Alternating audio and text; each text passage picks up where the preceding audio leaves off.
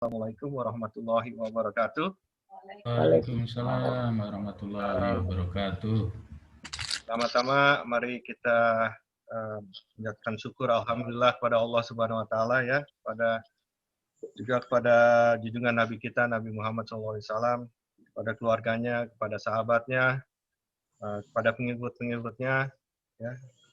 Insya Allah alhamdulillah kita bisa mengumpul malam hari ini pengajian NMC ya. Biasa kita udah mulai rutin nih hari Jumat malam. Alhamdulillah kita dapat kesempatan untuk mendengarkan tausiahnya Pak Ustadz Samson Rahman ya, yang kebanyakan kita udah pada kenal dengan beliau. Beliau sudah 2-3 kali kalau nggak salah ke sini. Beliau juga penterjemah buku Al-Tahzan ya, dan beliau juga punya pesantren di Rakas Bitung. Jadi insya Allah kajian malam hari ini topiknya Pak Samson mengasih tahu saya judulnya barang siapa yang mengenal dirinya pasti akan mengenal Tuhannya. Insya Allah jadwal schedule hari ini mungkin kita dengarkan tausiahnya Pak Ustadz bangsa 35 menit, udah gitu atau 40 menit. Selepas itu mungkin ada tanya jawab. Dan juga di sini alhamdulillah banyak sekali nih ustadz-ustadz dari Indonesia ya. Ada Ibu Nur, Pak Ustadz Abdul Karim, Pak Ustadz Khairul juga nih. Jadi ada Pak Mas Adisus juga. Alhamdulillah banyak sekali orang-orang yang ikut bergabung dengan kita. Mudah-mudahan berkah dan banyak manfaat ya buat kita pada malam hari ini. Mungkin untuk mempersingkat waktu, saya akan silakan kepada Pak Samson ya. Dan kalau ada yang mau nanya mungkin bisa tulis di chat ya. Nah, nama saya siapa atau pertanyaannya gimana, nanti insya Allah habis sesi ceramah kita akan panggil orang-orang itu untuk mengutarakan pertanyaannya. Jadi insya Allah Jul sebagai host akan nge-mute semuanya biar teratur, kecuali Pak Samson. Begitu sudah itu insya Allah akan kita diskusi tanya jawab ya. Mungkin sekian dari saya. Terima kasih sekali lagi semuanya.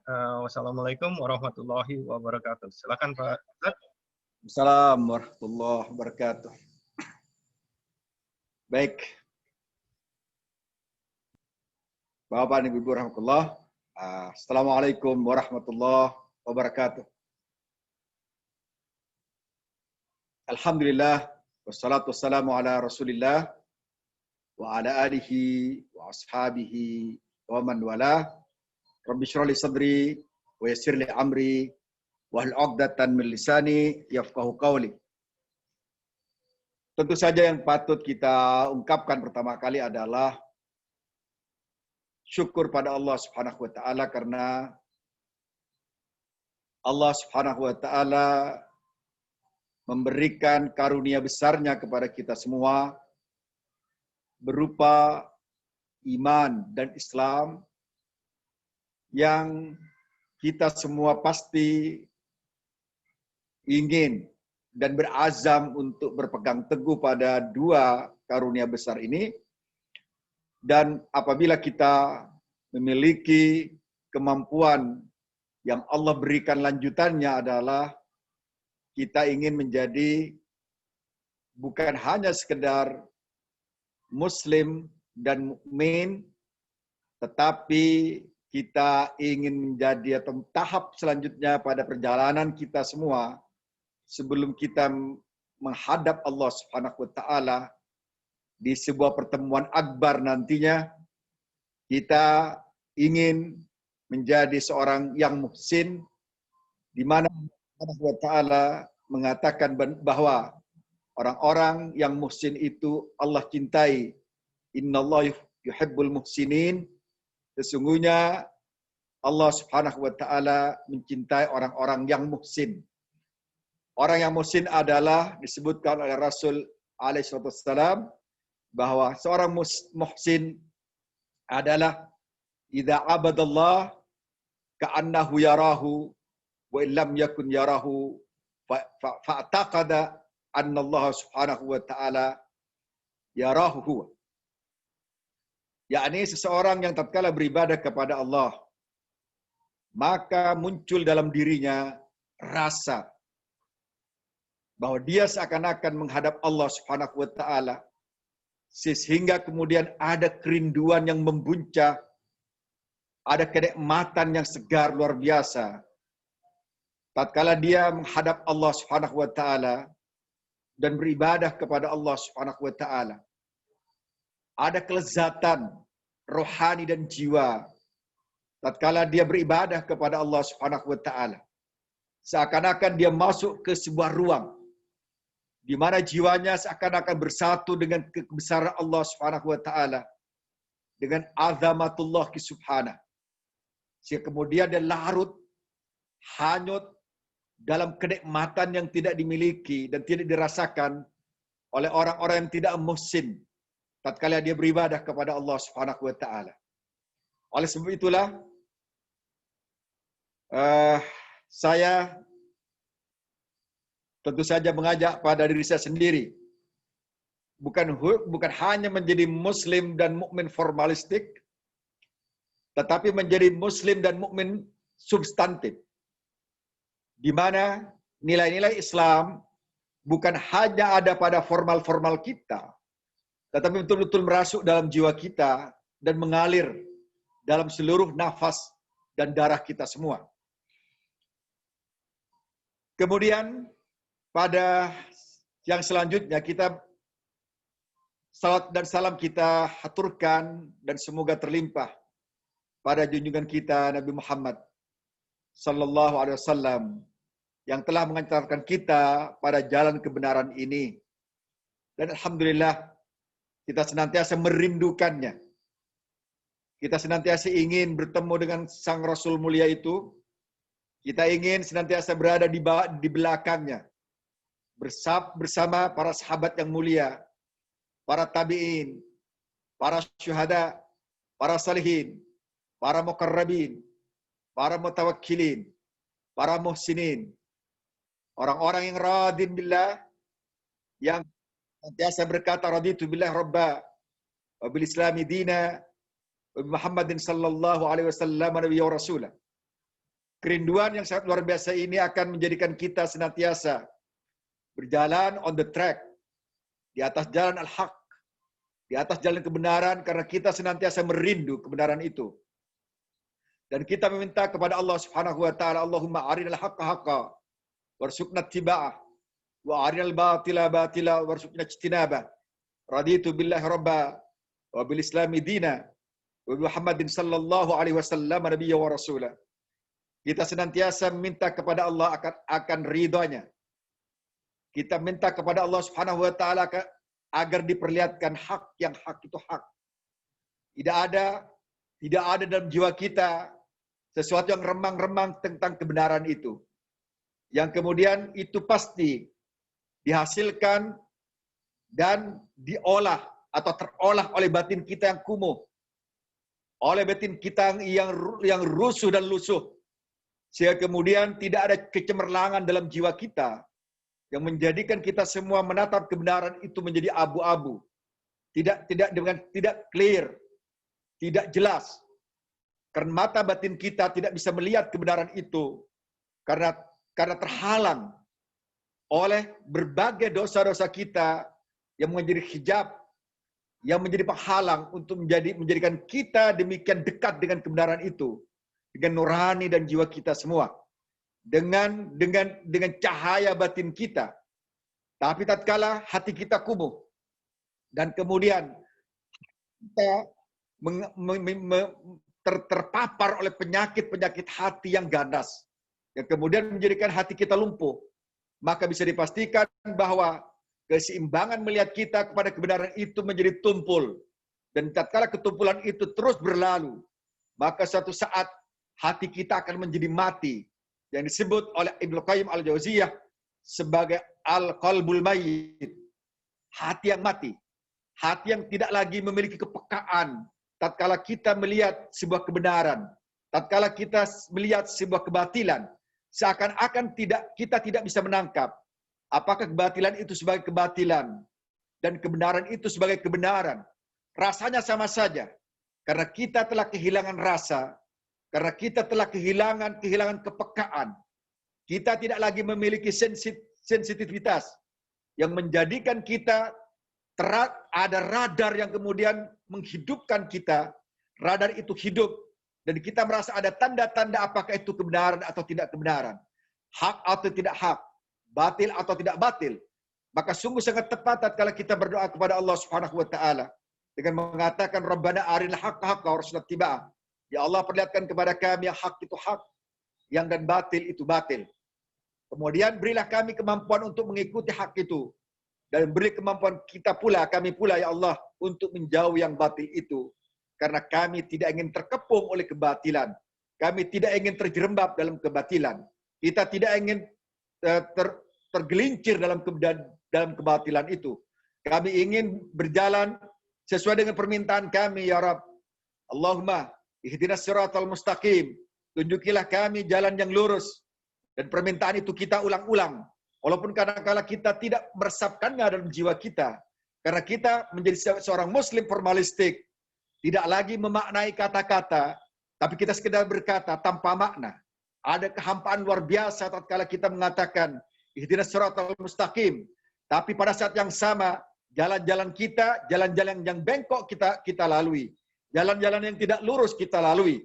Kita hanya berkata ihdinas siratal mustaqim, permintaan yang tidak sepenuhnya kita katakan kepada Allah Subhanahu wa taala, kita minta kepada Allah dari nurani kita yang paling dalam, dari hati kita yang terjernih, sehingga kemudian apa yang kita ucapkan tidak memiliki dampak dan efek pada perbuatan kita sehari-hari, pada perbuatan kita dalam aktivitas kita sehari-hari, dalam aktivitas kita di tempat kerja kita.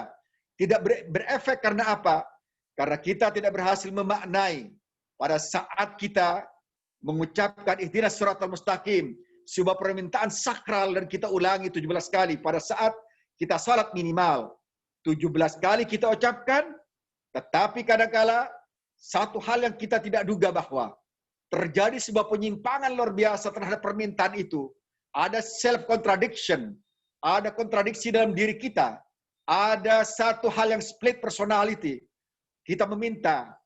Tetapi kemudian kita tidak memaknai pinta itu. Kita minta kepada Allah, berdoa kepada Allah agar ihdinas siratal mustaqim.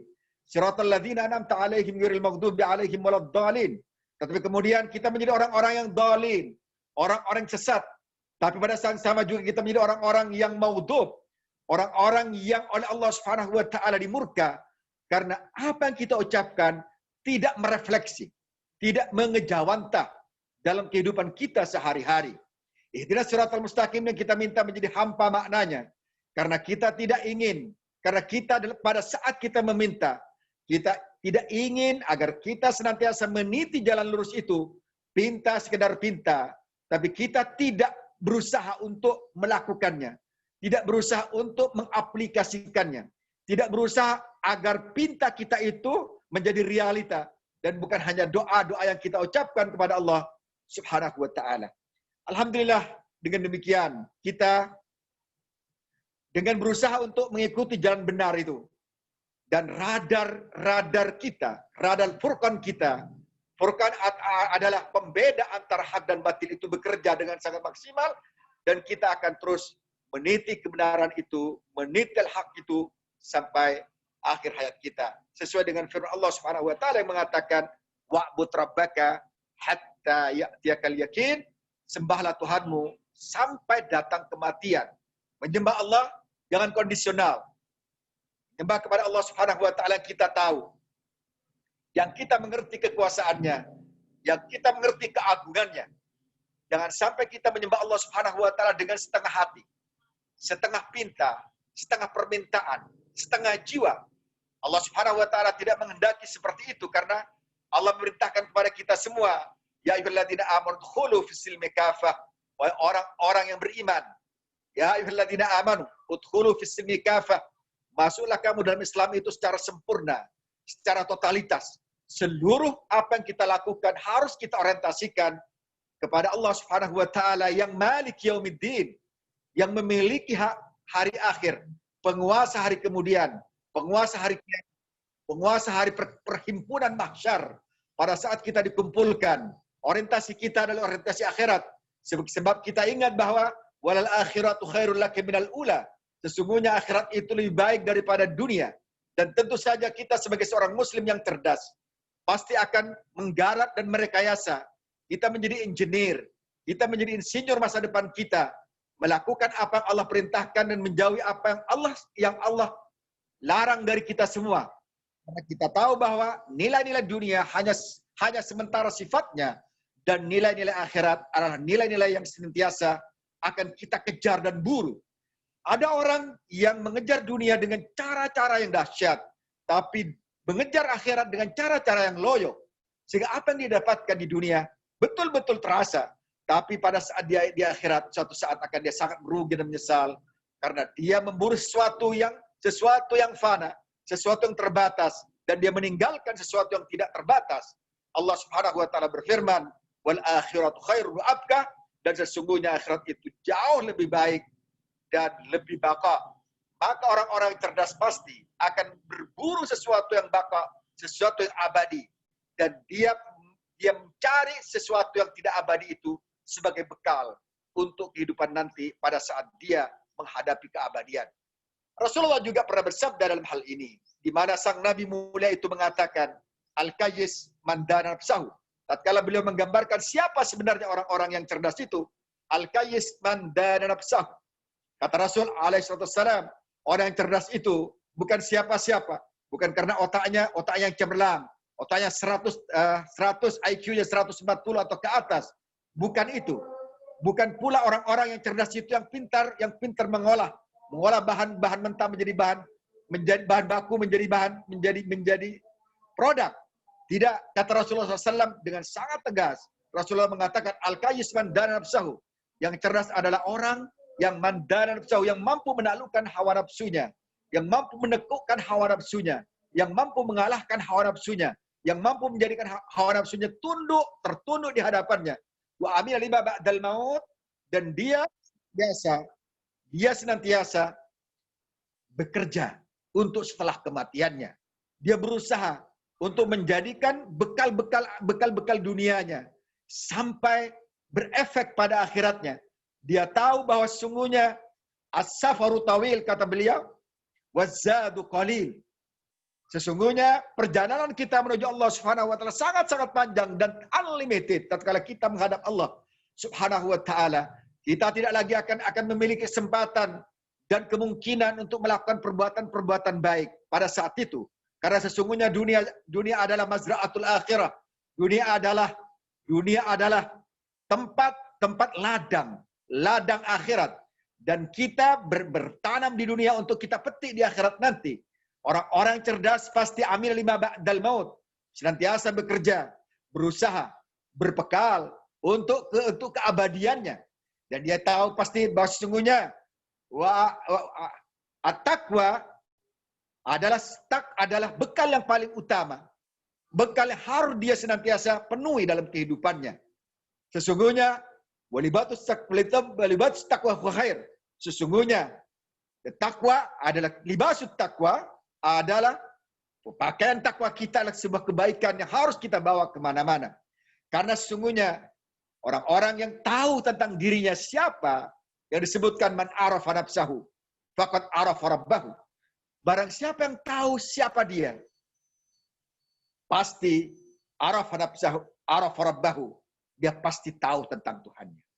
Maksudnya adalah tatkala kita mengerti, tahu, paham siapa saya, harus bagaimana saya, kenapa saya, mau kemana saya, dan apa yang harus saya lakukan sebagai saya ini, maka spektrum tentang dirinya akan terbuka. Bahwa sesungguhnya dia adalah orang-orang yang tidak mampu.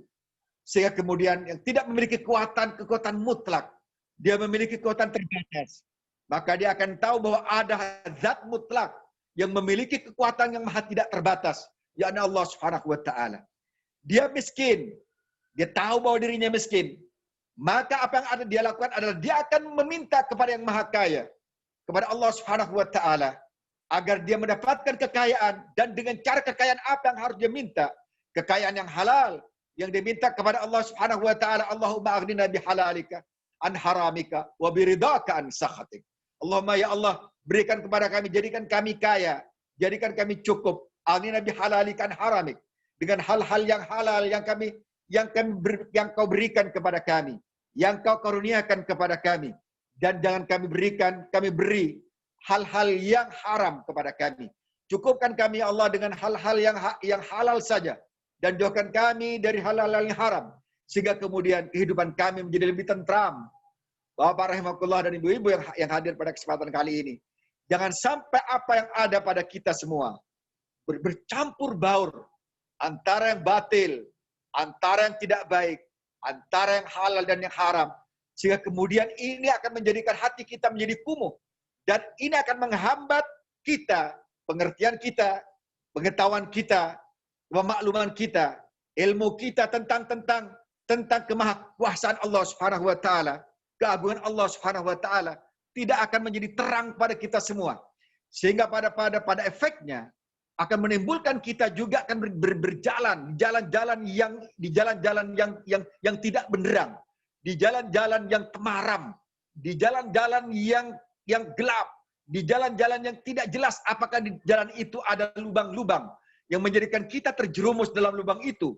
Karena pada saat itu antara haram dan halal kita campurkan, antara yang syubhat dan halal kita campurkan, sehingga ini mempengaruhi bukan hanya pada batin kita, tetapi juga pada seluruh organ-organ kita.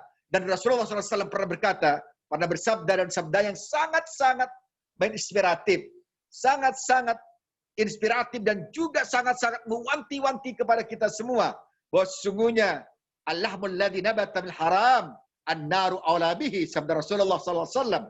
Sesungguhnya daging yang tumbuh dari harta yang haram itu dia sangat cocok untuk dicemplungkan dalam neraka. Artinya, orang-orang yang tahu Tuhannya, kemahakuasaan Sang Maha Pencipta, kemahakuasaan Allah Subhanahu wa taala, dia akan menghindari apa yang menjadi ketidakkuasaannya. Dia akan minta kepada Sang Maha Kuasa rezeki yang halal. Dia akan meminta kepada Allah Subhanahu wa taala kekuatan yang menjadikan dia kuat karena Allah Subhanahu wa taala, dengan meminta hasbunallahu wa ni'mal wakil, ni'mal maula wa ni'man nasir. Atau kita minta kepada Allah Subhanahu wa taala, la haula wala quwata illa billahil aliyil azim. Tidak ada upaya dan daya dan upaya, tidak ada kekuatan kecuali yang Allah berikan kepada kita semua. Orang yang arafa nafsah,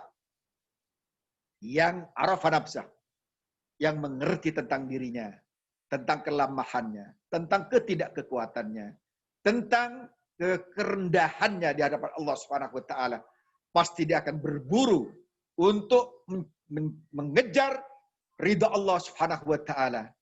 Tahu bahwa dia seorang yang tidak berilmu.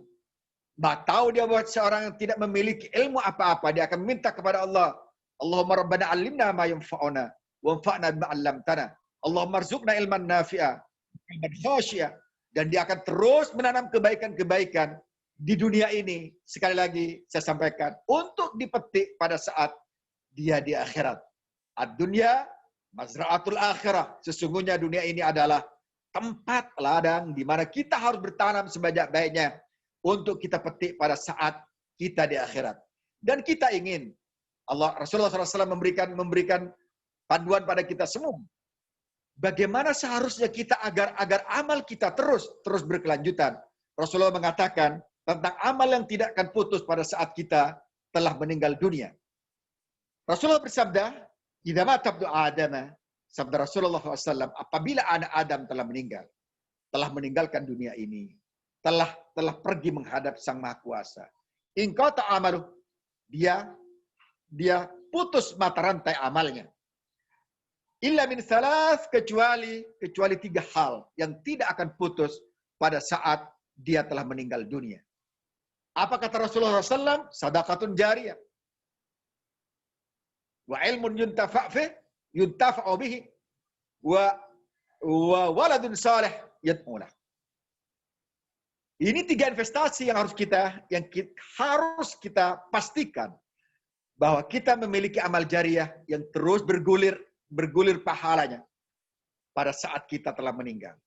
Kemudian pada saat yang bersamaan pula harus kita pastikan bahwa kita memiliki ilmu yang harus kita alurkan. Jangan sampai ilmu yang kita miliki ngendap di dalam relung hati kita, di dalam otak kita, yang kemudian kita tidak sebarkan kepada orang lain, sehingga kemudian orang lain tidak merasakan nikmatnya berilmu. Orang lain tidak merasakan bagaimana cahaya ilmu itu menerangi kehidupannya. Sebab apabila kita memiliki ilmu dan ilmu itu tidak kita amalkan pada banyak orang, maka ilmu itu akan busuk, dan ilmu busuk itu akan merusak organ-organ kecerdasan kita. Karena sesungguhnya tatkala ilmu yang kita tidak sebarkan itu tidak kita berikan pada orang lain yang membutuhkan, maka kata Rasul alaihissalam, beliau mengatakan al-ilmu wabalun ala sahibihi illa man amila bihi. Sesungguhnya ilmu akan menjadi bencana bagi orang-orang pemiliknya, kecuali orang yang mengamalkannya. Orang yang mengamalkan. Dan amal itu salah satunya adalah bukan hanya kita amalkan sendiri, tetapi kita sebarkan pada orang lain. Kita ingin, Bapak dan Ibu rahmatullah, kita ingin agar kita menjadi ad-dalu al-khair. Menjadikan orang yang membuka pintu-pintu kebaikan, gembok-gembok kebaikan. Menjadi kunci-kunci kebaikan di mana orang lain masuk kepada ruang-ruang kebaikan itu oleh tangan kita, oleh kerja kita. Mereka masuk dalam ruang-ruang kebaikan karena kita menjadi inisiator kebaikan itu. Jadi ad-dalu ala khair. Kemudian pada saat yang sama, kita bukan hanya menjadi kunci-kunci kebaikan itu. Orang di mana masuk kepada ruang-ruang kebaikan dan mereka menikmati kebaikan itu karena kecerdasan kita, karena peduli kita, karena seksama kita. Bukan hanya itu sebatasnya, tetapi kita ingin menjadi orang yang menjadi gembok dari keburukan-keburukan, agar orang lain tidak masuk kepada ruang-ruang keburukan karena kita tidak peduli tatkala orang lain masuk dalam keburukan itu. 2 sayap antara amar ma'ruf nahi mungkar itu atau miftahul khair, kunci kebaikan, dan gembok keburukan harus kita pegang bersama-sama. Tatkala ada ruang-ruang kebaikan, maka kunci kebaikan kita aktifkan. Dan tatkala ada ruang-ruang keburukan, maka gembok yang keras itu, yang kuat itu harus kita gunakan agar orang lain tidak terpeleset karena kita tidak peduli pada saat orang lain akan masuk ke ruang-ruang keburukan itu. Pemirsa rahmatullah, man arafa nafsahu faqad arafa rabbah. Orang yang tahu bahwa dirinya adalah lemah, maka dia akan minta kepada Allah agar dikuatkan. Tatkala dia tahu bahwa dirinya adalah orang yang bodoh, maka dia minta ilmu kepada Allah. Tatkala dirinya tahu bahwa dia seorang miskin yang tidak memiliki daya untuk mencari rezeki, maka dia akan senantiasa minta kepada Allah. Tatkala dia tahu bahwa sesungguhnya amal ibadah ini harus dilaksanakan dengan cara yang sempurna, dia minta kesempurnaan kepada yang maha sempurna. Kemudian tatkala dia tahu bahwa sesungguhnya perjalanan hidupnya tidak hanya terbatas di dunia ini, dia akan tahu bahkan dia menghadap Sang Maha Kuasa. Dia akan merindu Allah Subhanahu wa taala. Dia akan mengalami syauq, mengalami istiaq kepada Allah, mengalami kerinduan puncak kepada Allah Subhanahu wa taala. Sehingga kemudian dia meminta kepada Allah Subhanahu wa taala agar ada cinta dalam hatinya, agar ada rindu dalam hatinya untuk bertemu dengan Sang Maha Merindu. Yani Allah Subhanahu wa taala, sebagaimana Rasulullah sabdakan pada hadisnya, habballahu man habba lika Allah, kata Rasulullah sallallahu alaihi wasallam, man habba lika Allah habballahu liqa'ahu. barang siapa yang cinta untuk bertemu dengan Allah Subhanahu wa taala, maka Allah juga akan merindukan orang yang bersangkutan. Merindukan orang bersangkutan. Allah juga akan merindu orang bersangkutan. Allah juga akan mencinta orang bersangkutan. Barang siapa wa man kariha lika Allah, dan barang siapa yang benci kepada Allah Subhanahu wa taala, maka Allah karihallahu liqa'ahu, Allah juga akan tidak suka untuk bertemu dengan yang bersangkutan. Semakin baik kita mengenal Allah Subhanahu wa taala, maka diperlukan zikir-zikir sunyi dalam kehidupan kita semua. Zikir-zikir sunyi dalam kehidupan kita semua. Baik di malam hari ataupun di siang hari. Baik di tengah malam ataupun di ujung pagi. Baik pada saat kesendirian atau bersama makhluk Allah Subhanahu wa taala. Zikir kita tidak akan pernah putus dari lidah kita. Wadhkuruni adzkurukum, kata Allah Subhanahu wa taala. Zikirlah kamu kepadaku, ingatlah aku. Ingatlah aku, tentu saja kata ini bersifat mutlak adanya.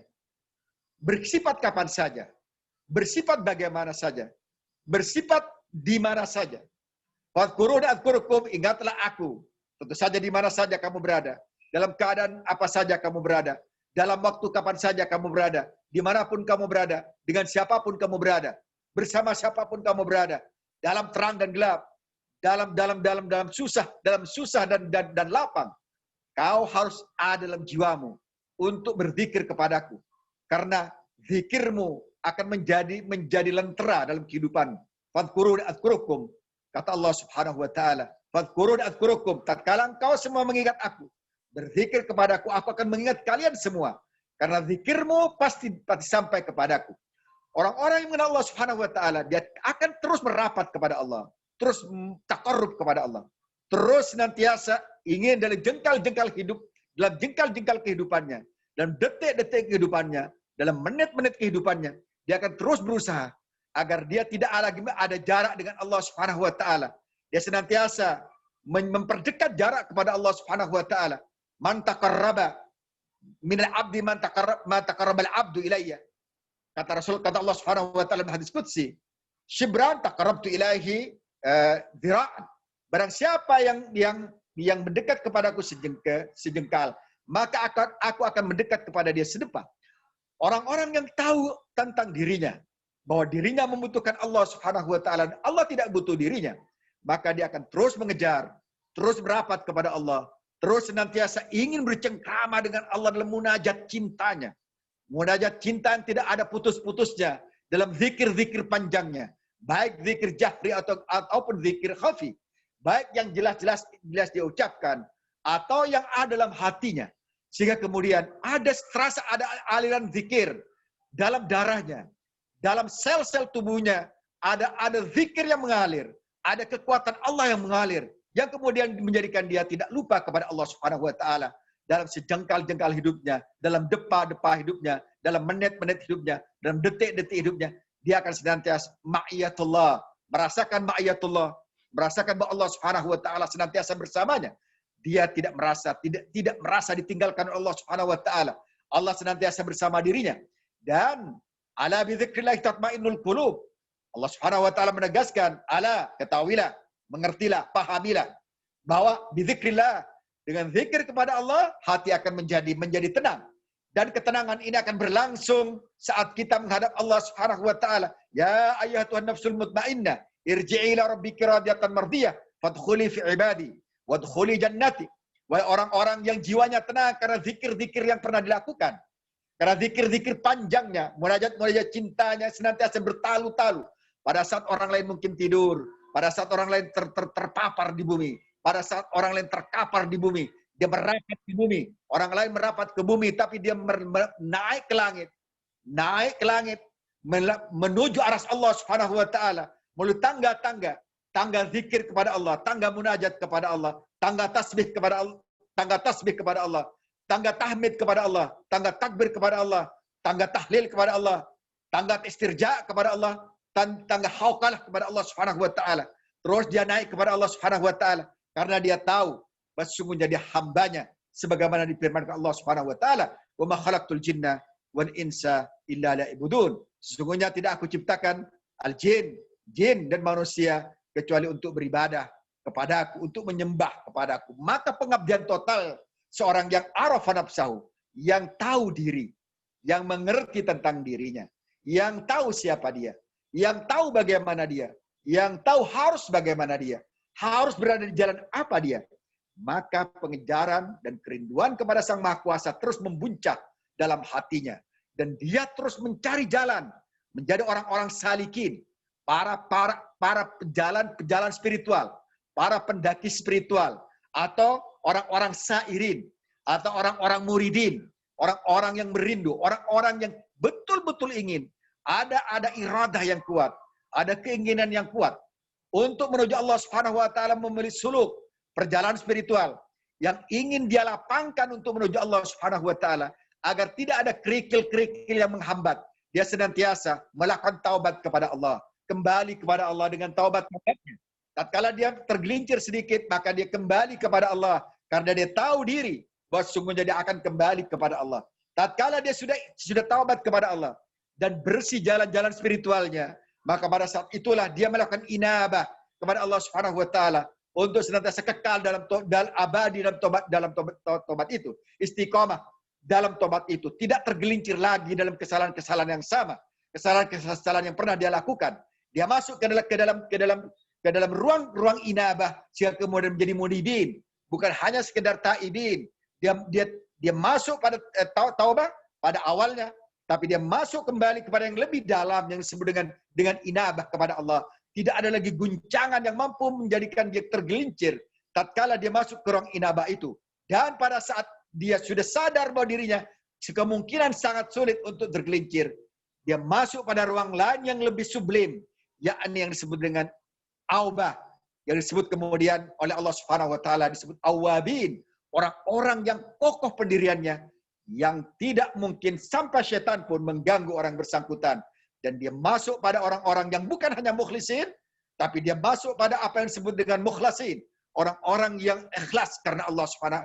Bukan hanya orang yang ikhlas kepada Allah Subhanahu wa taala, tapi orang bersangkutan karena perilakunya, karena inabahnya kepada Allah, karena tobatnya kepada Allah, karena inabahnya kepada Allah, karena aubahnya kepada Allah, maka kemudian orang bersangkutan menjadi mukhlisin. Dan pada saat mukhlisin inilah setan tidak lagi mampu masuk ke ruang-ruangnya, karena ruang-ruang itu tertutup, terhijab oleh kekuatan yang luar biasa, kekuatan ikhlas yang dia lakukan, kekuatan yang Allah bangun agar orang itu tidak lagi terjamah oleh kekuatan setan, sehingga kemudian setan iblis pada saat itu berkata, illa la'uwiyannahum ajma'in, akan aku sesatkan semua. Dengan kata-kata la'uwiyannahum ajma'in, akan aku pasti sesatkan. Dia menggunakan lamut taukid, lam penegasan, pasti akan aku sesatkan, la'uwiyannahum ajma'in. Dia mengatakan ajma'in, aku akan goda semua, aku akan gelincirkan semua, aku akan sesatkan semua.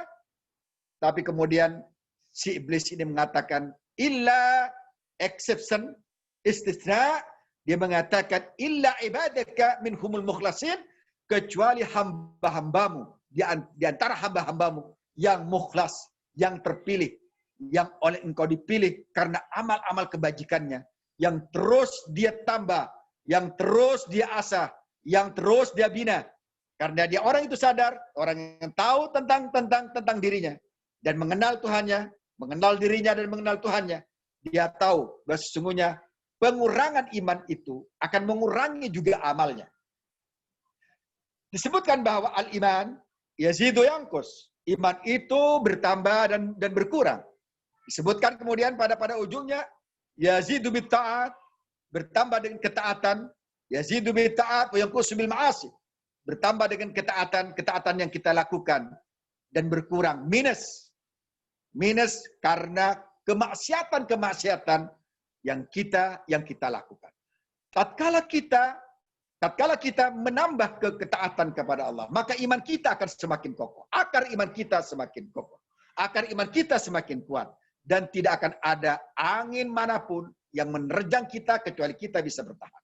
Tetapi pada saat maksiat-maksiat kita menggerogoti iman kita, mengurangi kekokohannya, suatu saat mungkin kita akan tumbang karena akar tunjangnya terus tergerus oleh maksiat-maksiat yang kita lakukan. Taubat yang kita lakukan harus kita lakukan dengan cara pengenalan bahwa kita harus bertobat karena Allah Subhanahu wa taala, kepada Allah Subhanahu wa taala, agar akar iman kita, agar akar iman kita terus menancap kuat dan dia menjadi sebagaimana pohon yang tidak lagi bisa bergoyang.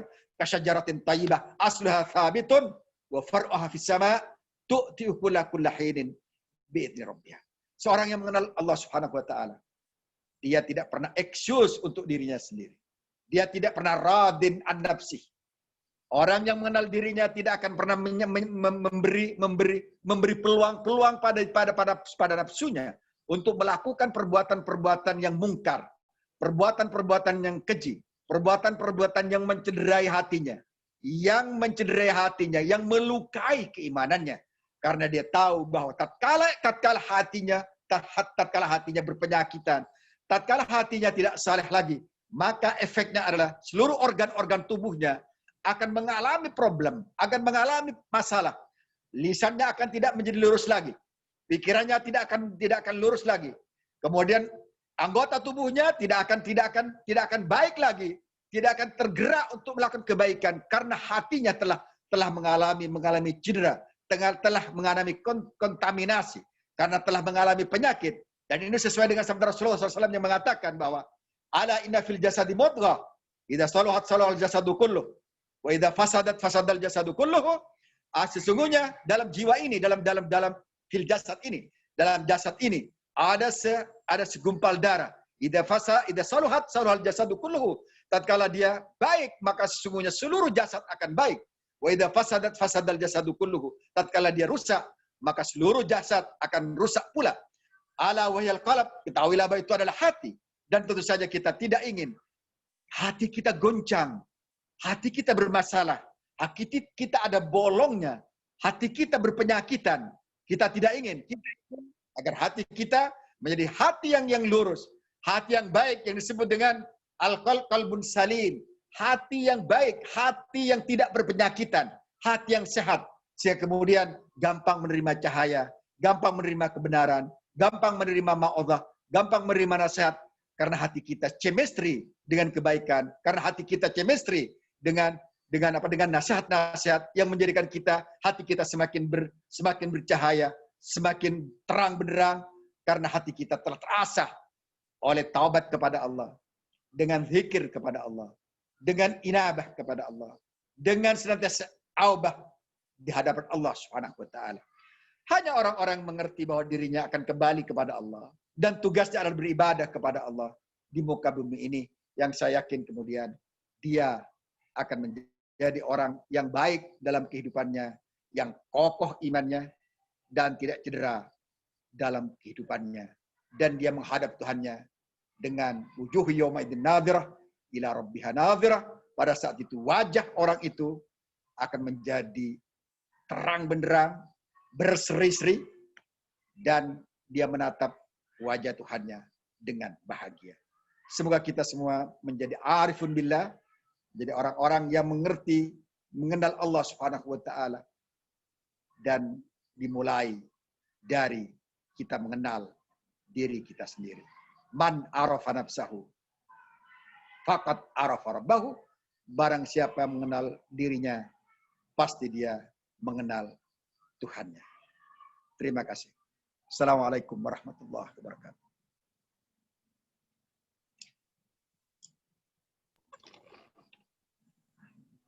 Terima kasih. Assalamualaikum warahmatullahi wabarakatuh. Terima kasih banyak Pak Samson atas tausiahnya. Sungguh sangat informatif ya. Dengan cara melihat diri kita sendiri, kekurangan kita akan refleksi kepada keagungan yang maha agung ya, Allah Subhanahu wa taala, di mana kita bisa meletakkan diri kita sesuai dengan apa tempat dan tugas kita sebagai hambanya. Insya Allah kita bisa mempunyai firasat ya, atau bisa melihat diri kita sendiri. Insya Allah kita bisa memperbaiki ibadah kita. Sebelum kita masuk ke sesi tanya jawab, di sini ada beberapa ustadz juga yang mungkin bisa atau mau ikut menambahkan atau ikut berkontribusi karena kita di sini ya menggali ilmu ya, saling sharing. Mungkin Mas Adi, Sus, atau ada Pak Ustadz Abdul atau Ustadz yang lain, insya Allah yang mau ikut menyumbangkan, silakan sebelum kita masuk ke sesi tanya jawab. Kira-kira ada yang mau ikut? Kita catat tambahannya, Ustaz. Siapa ya kira-kira ya? Kalau bisa dimasuk ke chat. Ada nggak yang kira-kira mau? Atau langsung ya? Pada di-mute semua soalnya. Yang mau kontribusi atau menambahkan silakan di-unmute aja ya. Ada yang lain mungkin? Kayaknya nggak ada ya. Oke, kita masuk ke sesi tanya jawab aja ya. Insya Allah habis tanya jawab kita akan tutup dengan doa. Sesudah itu mungkin ada beberapa orang di sini juga ustadz-ustadz yang mau temu kangen ya, atau berbicara di antara kita. Kita mulai dengan sesi tanya jawab. Kira-kira ada yang mau bertanya, silakan di-unmute aja. Kita bebas tanya jawab, diskusi.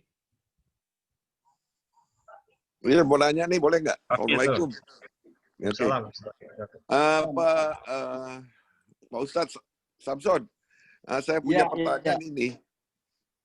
Kalau kita lagi berzikir itu ya, malam itu berzikir itu, apakah kita harus ini dulu, wudhu dulu? Berzikir itu dengan harus punya wudhu atau tidak gitu? Gitu Pak Ustadz. Tidak mesti. Tidak mesti. Hanya kalau wudhu akan lebih bagus. Karena kita akan menghadap yang Maha Suci, berzikir kepada yang Maha Kuasa, maka akan lebih beradab, lebih baik kalau kita dalam keadaan wudhu. Tapi tidak mesti kita dalam keadaan wudhu. Misalnya kita begitu bangun dari tidur, kita bisa saja membaca tasbih misalnya, subhanallah atau istighfar kepada Allah tanpa kita berwudhu, padahal wudhu kita sudah batal. Tidak mesti. Seperti misalnya kalau kita di perjalanan, juga tidak mesti kita dalam keadaan wudhu. Tapi tradisi para ulama biasanya, dia tidak, kalau ulama yang benar ya, beneran, itu biasanya dia tidak pernah putus wudhunya. Sehingga manakala dia mau berzikir, kapanpun dia berada dalam keadaan wudhu. Yang disebut dalam istilah mereka disebut tajdidul wudhu, pembaharuan wudhu kita. Sehingga biasanya kalau kita wudhu lebih fresh rasanya untuk berzikir kepada Allah. Tapi tidak ada kewajiban kita untuk berwudhu karena bukan menjadi syarat seseorang untuk berzikir kemudian dia wudhu terlebih dahulu. Kecuali kalau kita mau salat. Jadi silakan misalnya pas bangun kita zikir apa saja. Subhanallah, mungkin tasbih, mungkin tahmid dan semacamnya, tanpa berwudhu pun tidak apa-apa. Tapi kalau wudhu biasanya akan lebih segar, baik secara fisik ataupun secara hati. Terima kasih Pak Roni. Terima kasih Pak, terima kasih. Silakan yang mau tanya lagi. Mas Adisus biasanya banyak pertanyaan tuh Mas Adisus. Waalaikumsalam Ustaz Samson, gimana kabarnya? Salam. Tadi disampaikan bahwa kita untuk melakukan ketaatan kepada Allah SWT. Kita udah berusaha nih, salah satu yang bisa kita lakukan adalah dengan melakukan sholat. Ya. Nah, ternyata masih ada saja kemaksiatan yang terjadi. Jadi kira-kira di mana kesalahan itu terjadi? Padahal kita sudah berusaha untuk sholat tidak putus-putus, artinya kita berusaha tepat waktu, kita menambah dengan sholat sunnah atau rawatib. tapi kemaksiatan itu masih saja datang. Bagaimana itu cara kita menyiasati apakah ada kekurangan dalam diri ini, Ustaz? Tahu Ustaz. Allah Subhanahu wa taala berfirman bahwa inna salata kanat tanha anil fahsya'i wal munkar. Sungguhnya salat itu mencegah dari perbuatan keji dan mungkar. Dan itu pasti tidak, itu jaminan ya, jaminan Allah Subhanahu wa taala bahwa salat yang benar tentu saja pasti akan mencegah seseorang tergelincir pada kemungkaran dan kejahatan. Yang kita pertanyakan adalah kenapa kemudian seorang yang sholat itu masih terseret gitu istilahnya, masih terseret-seret dalam kemaksiatan yang sebenarnya mungkin dia sendiri tidak menginginkan. Artinya kalau saya bilang jangkar sholat itu tidak terlalu kuat untuk menahan laju maksiat itu. Jangkarnya adalah ada pada kekhusyuan. Agar sholat itu menjadi jangkar yang tidak menjadikan kita larut dalam kemaksiatan, maka harus dipenuhi al-khusyuk. Khusyuk itu adalah kehadiran, disebut hudurul qalb. Kehadiran hati kita tatkala kita sedang menghadap kepada Allah. Dan keyakinan kita bahwa pada saat kita sholat itu memiliki efek tanha anil fahsya'il munkar. Tatkala kekhusyuan ini hilang sebagai kunci dari sholat kita, maka seluruh proses yang lain akan menjadi berantakan. Karena janji bagi orang-orang yang khusyuk itu sangat-sangat besar. Wa innaha, kata Allah Subhanahu wa taala, wa innaha lakabiratun illa 'alal khashiin. Sesungguhnya salat itu sangat-sangat besar dan sangat-sangat tidak bisa terjangkau, tidak bisa dilakukan oleh orang kecuali orang-orang yang khashiin, orang-orang yang khusyuk. Artinya kemungkinan besarnya adalah bahwa tatkala kita salat ada unsur sangat penting pada proses salat itu, kekhusyuan kita mungkin tidak terpenuhi. Kemudian pada ayat lain juga Allah mengancam orang-orang yang salat, bahwa fawailul lil musallin alladzina hum an salatihim sahun. Jadi orang-orang yang ngelayap pada saat salat itu sulit untuk apa? Untuk menjadi jangkar penahan kemaksiatan, penahan hawa nafsunya pada saat dia melakukan pada saat dia berada di luar salat. Maka menurut saya, tatkala kita masih bermaksiat, sudah bisa dipastikan bahwa ada yang bolong, ada yang kurang pada saat kita salat. Salah satunya adalah pada saat kekhusyuan kita tidak lagi terjamin. Kedua, agar ada siasat, agar ketidakterjaminan itu bisa tertutup, maka kemudian kita oleh Rasulullah SAW dianjurkan untuk melaksanakan salat rawatib setelah kita selesai salat. Agar yang bolong-bolong itu bisa ditambal pada saat salat kita tidak memenuhi SOP yang Allah cantumkan, yaitu agar salat kita menjadi khusyuk. Kemudian yang selanjutnya, kadang-kadang kita sholat, tapi kita tidak mengerti apa yang kita ucap. Ini juga bermasalah. Yang kita ucapkan nggak mengerti. Jadi kita kadang-kadang lebih mengerti daripada saat kita menyanyi bahasa Inggris misalnya, atau mungkin bahasa Indonesia, atau mungkin bahasa Sunda. Kita mengerti apa yang kita ucap, sehingga kemudian ada ritme kenikmatan pada saat kita sholat. Tetapi pada saat kita membaca at-tahiyatul mubarakatus salawatut thayyibatu lillah, itu kita tidak mengerti apa yang kita ucapkan. Sehingga kemudian ini menjadi ritual yang kemudian kehilangan maknanya. Maka saya pastikan bahwa tatkala kita mengerti Allahu Akbar misalnya, ini akan berefek sangat luar biasa tatkala kita berada di luar salat. Allahu Akbar berarti Allah Maha Besar dan kita sangat kecil. Sehingga kemudian berefek pada ketawaduan kita, pada kerendahan hati kita, pada ketidaksombongan kita, pada ketidakangkuhan kita. Tatkala kita mendeklarasikan bahwa Allahu Akbar. Karena apa? Karena kita mengerti apa yang kita ucapkan. Saya yakin bahwa itu juga. Kemudian ada efek lain. Tatkala kita sholat misalnya, dan adzan sudah berkumandang. respon kita kepada panggilan salat ini lemah, maka tarikan untuk khusyuk juga akan lemah. Adzan sudah lewat 10 menit, tapi kita baru sholat. Itu efeknya sangat luar biasa. Karena kita tidak responsif terhadap panggilan kebaikan. Maka kebaikan yang kita peroleh juga akan sangat minim, karena kita tidak cepat merespon terhadap kebaikan-kebaikan, panggilan-panggilan kebaikan yang ada sesuai dengan waktunya. Misalnya juga, oleh sebab itulah, afdhalus salati fi awwali waqtiha, kata Rasulullah, salat itu hendaklah dilakukan pada tepat waktunya. Kemudian juga pada saat proses kita sholat, termasuk pandangan mata harus kita kemana, apakah harus lurus, apakah harus ke tempat sujud, kemudian apakah di depan kita harus ada penghalang, apakah wudhu kita harus sempurna, dan semacamnya, sehingga sejak proses awalnya sampai proses tengahnya dan juga ujungnya kita harus sempurna secara keseluruhan.